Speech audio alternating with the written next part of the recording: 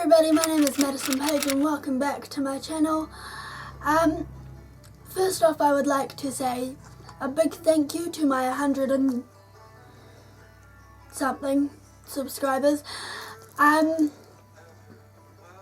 Yeah, thanks to Instagram, where most of my subscribers came from.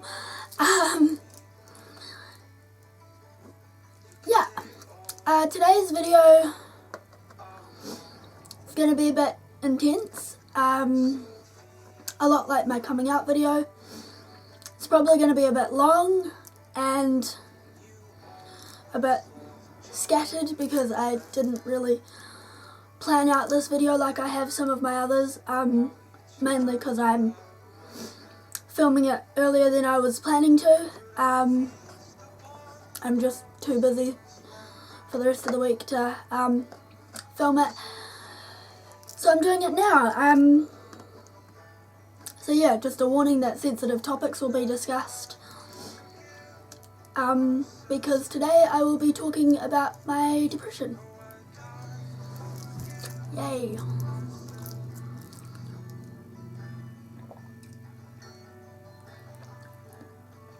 Sorry, I haven't eaten all day.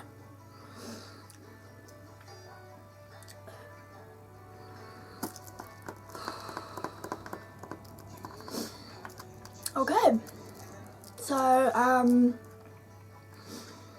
I've been battling depression for, how old am I? About 6 years now. It hit round about the same time as puberty, which happened when I was 13. That's sort of the age that I began to notice things, like I noticed that the kids laughing in the corner were actually laughing at me. I noticed that there were girls who were always prettier than me. I noticed that the guys I liked, because I didn't realise I liked both back then, the guys I liked would make fun of me. And despite what anyone says, that's not because they like you. It's just because they can. And so that was a year of crying, being very angry, very upset. Yeah, well, next year I went through a big thing. I had back surgery, which meant I was in hospital for about a month, and then I was at home for another month or two, on bed rest and being homeschooled. I didn't get to see my friends. None of them came to visit.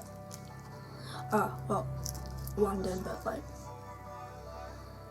wasn't my school friends or anything, it was my other friends.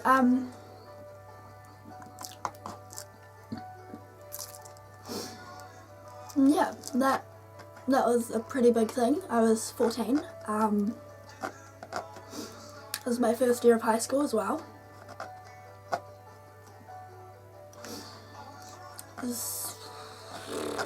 Yeah, it's a big transition time in my life, which I missed out on, sort of. It was hard. That was also the year I think I started taking St. John's wort, which is just a herbal anxiety medication that my doctor thought would be good for me, because at one point I took 3 days off school to just sit in my room and cry.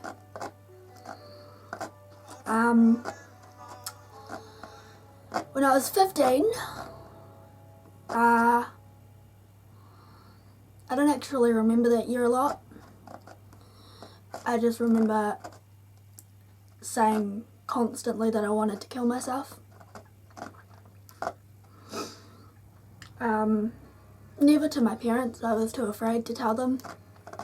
Just to my friends, and of course they were all a bunch of 15, 14-year-olds that had no idea what to do.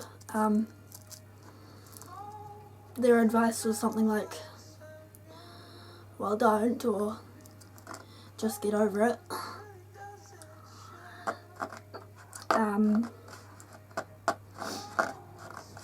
Yeah, and then when I was 16, I went through another big thing.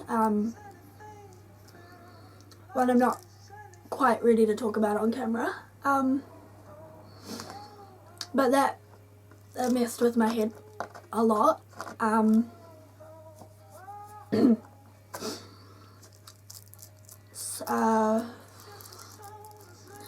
I was upset all the time, and my mind was all, I was thinking shit that wasn't real, if that makes sense. Like, I was having thoughts that weren't my own. They were manifested from this event that happened. Oh look, I'm shaking. Ooh. Yeah, 17.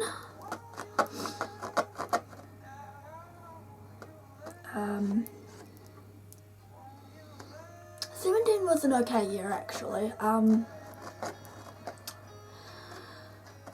My dad was sick, but okay. I lost my virginity that year, so that was a positive thing, I guess.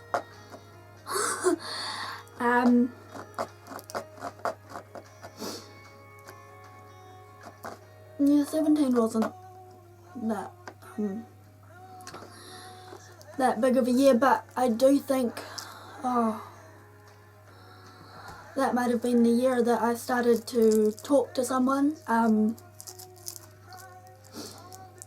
Yeah, no, I think it was. I think that was the year I went to a place that we have here called Deprssion, which is like a youth counselling service. It's actually really great. They have counsellors for you to talk to. They have nurses, so that if you need like contraception and stuff, you can go there. You can take pregnancy tests there. It's kind of like, I suppose it's like what America has. I don't know if anywhere else has it, but like the family planning clinic type thing, except it's more than just like for girls who think they might be pregnant and stuff. It's for young people like 12 to 24 or something. And yeah, they host youth groups as well, which is where I did my LGBT youth group. Yeah, I went there once a week. I'm not a big talker about my feelings, like as you can tell, I'm struggling a bit here. And I struggled a bit in my sessions, and so kind of all I did was draw like a child. I'd get the crayons and a big piece of paper, and the lady would try and talk to me, and I'd just colour in.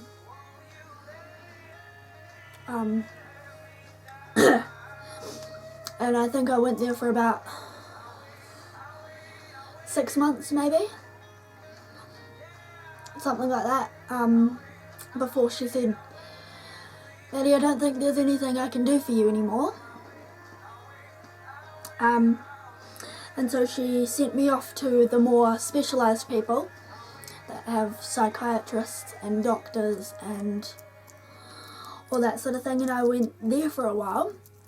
I had a family session where my family spoke about how my depression affects them.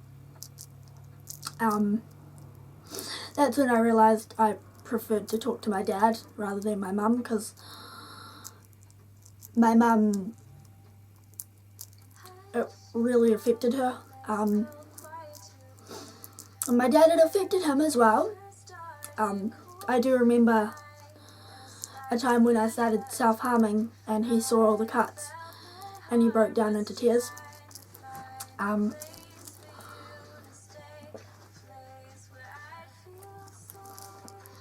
in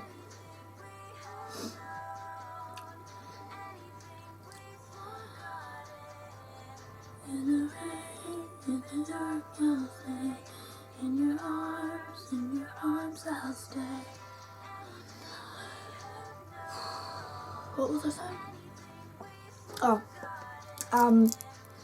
but yeah, my mum, it just heavily affected her, and she had her own opinions about it, and my dad just seemed to care more about how it affected me rather than how it affected him.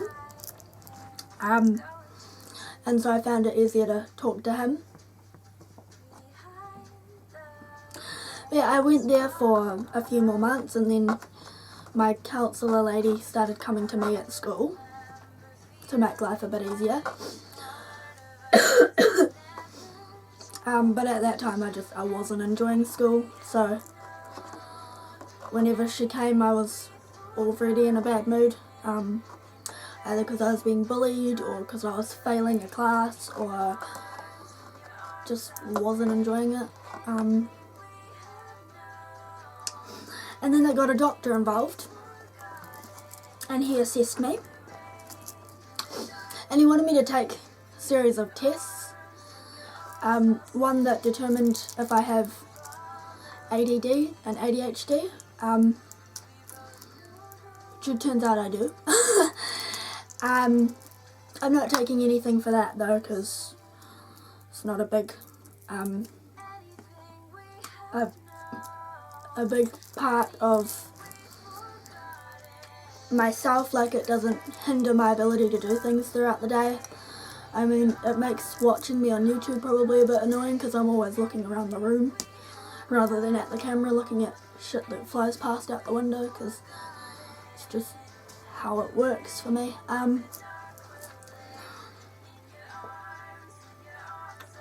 But yeah, after a few weeks, him going over his assessment of me, he called me and my mum to come in, and he gave me a prescription, finally, of antidepressants, and I cried, because finally someone believed me. Somebody got it, and they understood what it was that I needed. I didn't need to talk to someone. I didn't enjoy talking to someone. I needed help. And the pills, which I still take now, they help. They do. Yeah. When I was 18, my mum and I were going through a difficult time. We were constantly fighting, so I moved out of home and moved in with my dad. I was there for 3 months, and at that time I stopped taking my pills. I stopped using this machine that helps me to breathe at night. I stopped talking to anyone. I took up smoking. I started taking drink bottles of alcohol to school. I started skipping classes. Started sleeping with random people.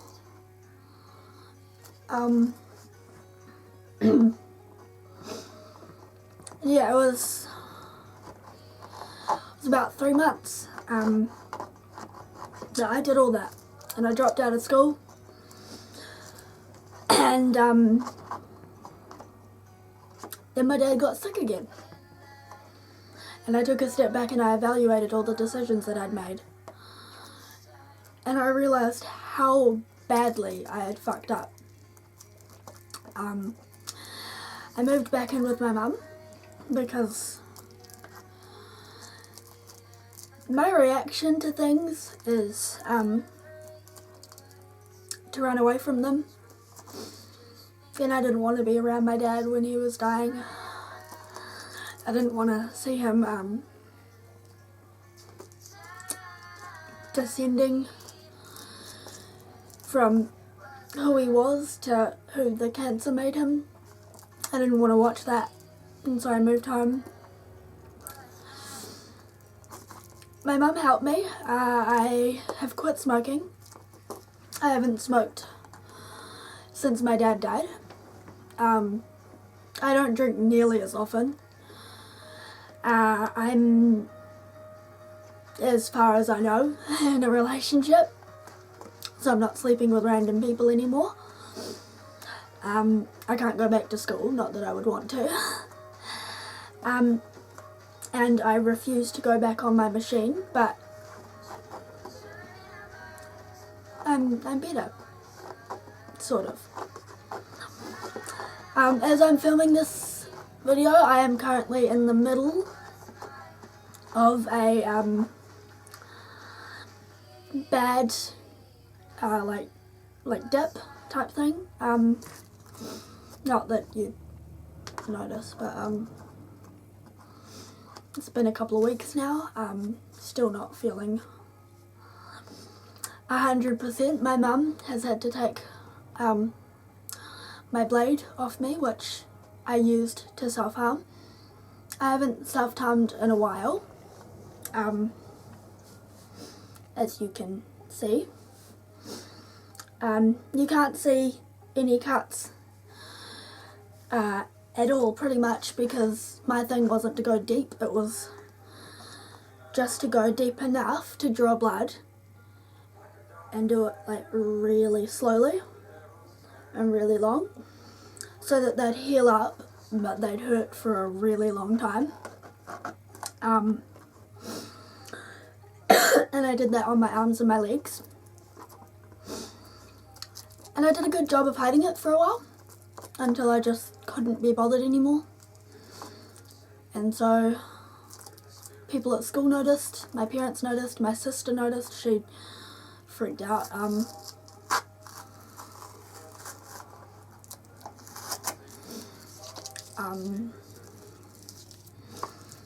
Yeah, I haven't self-harmed in a while, but I kept the blade to sort of show myself where I was and where I am now.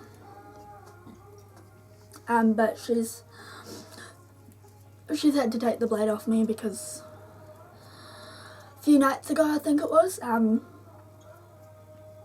I was out here, which is away from my house, so really I could kill myself and no one would notice till like lunchtime the next day. I don't know. Not that I'm going to, don't worry. But I was out here and I was lying in bed basically screaming and tearing my hair out, fighting the urge to cut myself, because I was having a really, really bad night.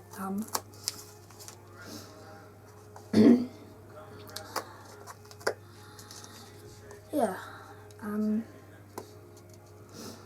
Another thing I do is this. I pick at things.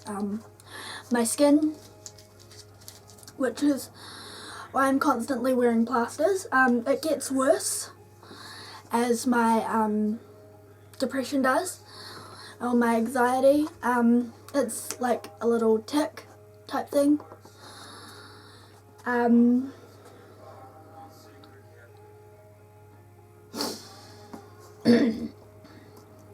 Yeah. I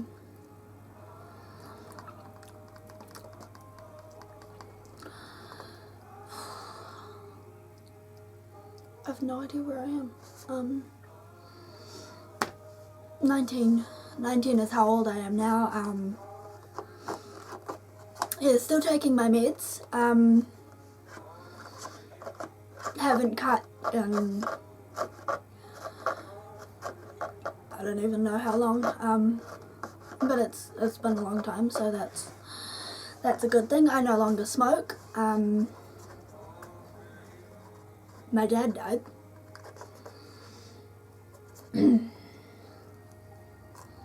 But I'm still here. I don't like to call it suffering from depression, which I think I did at the beginning of this video. I like to call it living with depression, because I'm still here. I'm fighting, even though it doesn't look like it sometimes. I am. Motherfucker. Camera's about to die, so I'll close up real quick. I'm fighting. I am. And I've done this YouTube channel as a way to like keep myself busy, keep myself out of my own thoughts, and it's helping. YouTube and my medication and my mum, they all help. And I am still here, and I will fight to be here for a very long time. I hope this video has been helpful.